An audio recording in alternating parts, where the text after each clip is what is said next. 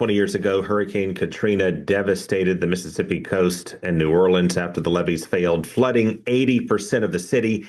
1,800 people died in the aftermath.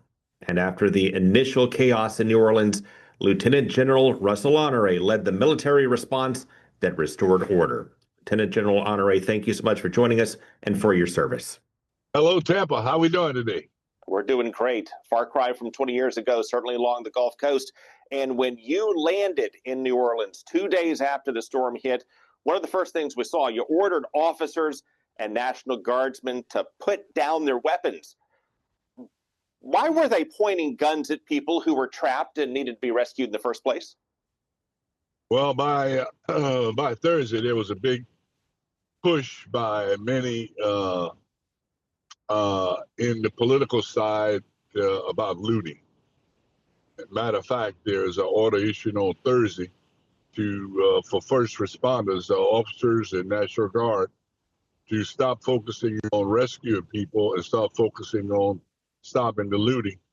But as you and I, many people know now, what was happening is people were going into survival mode. They were going into stores and getting food and water because many of them had been standing there for 5 days at that time, and they need food and water. So they went into stores to get food and water. That was called looting, and that became the focus of the government at the state and federal level, to focus on stopping the looting as opposed to the evacuation. And that was disruptive, and I called the governor and spoke to her about it. She agreed, because she did a press conference and said something to the fact that we were going to shoot to kill.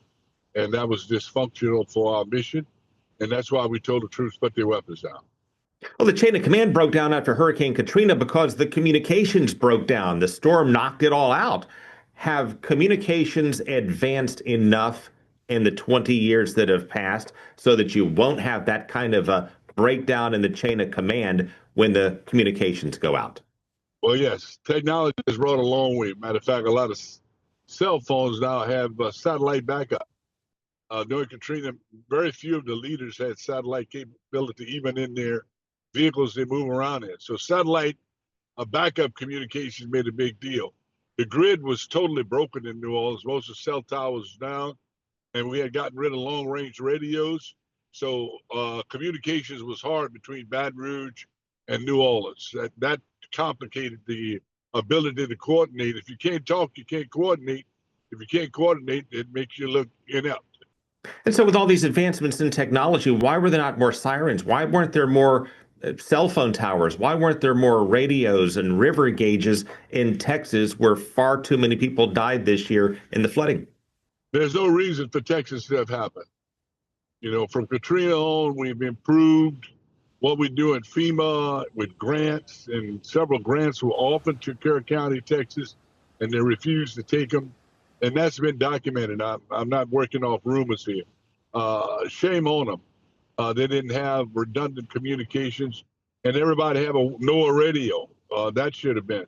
And the violation of the FEMA map. You know, they had the FEMA map changed to accommodate that one of those camps, and that's ridiculous. That shouldn't have happened. And to come down to the local government, they have a lot of say-so in what happens in preparedness, and they failed. And then we were late to task from FEMA with the emergency response teams that would go in and do search and rescue. They weren't approved till Monday. And that's why I'm saying we need to move FEMA from Homeland Security and put it back under the White House as an independent agency. Because right now, DHS is using FEMA money to build Alcatraz. That was built with FEMA shelter money. So we need to move FEMA from DHS and put it back under the White House. Now, we rebuilt and substantially improved the levee system around New Orleans, but if we have a Cat 4 or Cat 5 hurricane strike that same area again as Katrina did, would New Orleans flood pretty much in the same scale as we saw 20 years ago? It could. You know, there's a saying that I use: on any given day, Mother Nature can break anything built by man. And we put a 20-foot levee up, and you get a 22-foot tidal surge, and New Orleans gets flooded again. And that's what killed New Orleans, was the surge water. It wasn't the rainwater. It was the angle of the storm and the way the surge came in. as we're very vulnerable also in Tampa with the surge. Lieutenant General Russel Honoré, thank you so much for your time and your insight. My last word is be prepared to evacuate, folks. Organize your streets, get everybody together, figure out who's going to take the elderly, disabled, and the poor out. Because most of the people died in Katrina that we put in body bags were elderly, disabled, and poor, and they were by themselves. They were home alone. Make sure we don't leave in our neighbors. Organize your streets, make it happen, because storms are coming. Great closing thoughts. Thank you so much, sir. God bless.